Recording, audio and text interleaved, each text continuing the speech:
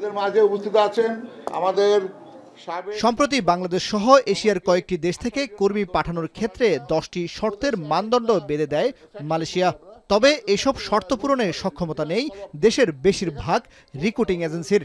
তাদের দাবি 10,000 বর্গফুট আয়তনের স্থায়ী অফিস, কর্মীদের আবাসন ও কারিগরি প্রশিক্ষণের মতো শর্ত মানতে গেলে বড় এই শ্রমবাজার সিন্ডিকেটের দখলে চলে যেতে পারে বলে অভিযোগ করেছে বায়রা সম্মিলিত সমন্বয় ফ্রন্ট। বুধবার জাতীয় প্রেস ক্লাবে ডাকা সংবাদ সম্মেলনে এই অভিযোগ করেন তারা। এ সময় মালয়েশিয়ায় বিএমইটির পাঠানো রিক্রুটিং এজেন্সির তালিকা নিয়েও প্রশ্ন তোলেন তারা।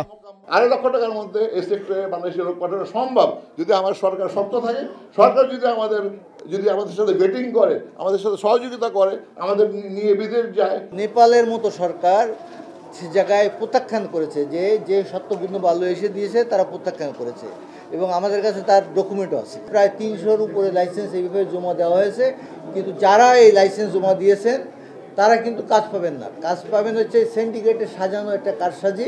শুধুমাত্র সিটি ব্যাংকে অ্যাকাউন্ট থাকলেই করতে পারবেন গুগল পে। তাই অ্যাকাউন্ট খুলুন আজই। বুধবার বিকেলে ঢাকার শেরাটন হোটেলে ওভারসিজ এমপ্লয়মেন্ট প্ল্যাটফর্মের উদ্বোধন অনুষ্ঠানে সাংবাদিকদের প্রশ্নের জবাবে প্রবাসী কল্যাণ ও বৈদেশিক কর্মসংস্থান উপদেষ্টা আসিফ নজরুল জানান, মালয়েশিয়ান সরকারের দেয়া শর্তগুলোর কয়েকটির ব্যাপারে আপত্তি জানিয়েছে বাংলাদেশ। মালয়েশিয়া থেকে যে 10টা শর্ত দিয়েছে, কয়েকটা শর্তের ব্যাপারে আমরা স্ট্রং আপত্তি জানিয়েছি এবং আমরা বলেছি ডেডলাইনও এক্সটেন্ড করতে হবে। আমরা রিক্রুটিং এজেন্টের সাথে কথা বলে এই শর্তগুলোর কথা জানিয়েছি যে এগুলি মিট আপ করা সম্ভব না এবং এগুলি মিট আপ করতে গেলে এখানে সিন্ডিকেট হবে, আবার অল্প কয়েকটা বড় শুধুমাত্র রিক্রুটিং এজেন্ট সুযোগ পাবে। আমরা সেটা চাই না, আমরা চাই সুযোগ যতদূর সম্ভব অবারিত যেন করা হয়। এদিকে নতুন করে অভিবাসী কর্মীদের জন্য চালু হওয়া ওভারসিজ এমপ্লয়মেন্ট প্ল্যাটফর্ম বিদেশ যেতে আগ্রহীদের বিনামূল্যে সেবা নিশ্চিত করবে। সংশ্লিষ্টরা বলছেন, প্রতারণা ছাড়াই এতে অনলাইনের মাধ্যমে বিদেশ যাওয়ার সকল সেবা পাবেন কর্মীরা। আগে যারা যায় আমাদের সরকারি নিয়মে হচ্ছে একটা ইমিগ্রেশন ক্লিয়ারেন্স নিয়ে যায়। এই ইমিগ্রেশন ক্লিয়ারেন্সটা আগে ফাইলের মাধ্যমে হতো, সেটা এখন এই ডিজিটালি সিস্টেমে হচ্ছে। ফাইল হারাবে না এবং কার ট্র্যাক কোথায় আছে, অ্যাপ্রুভাল কোথায় আছে সেটা ট্র্যাক করা যাবে।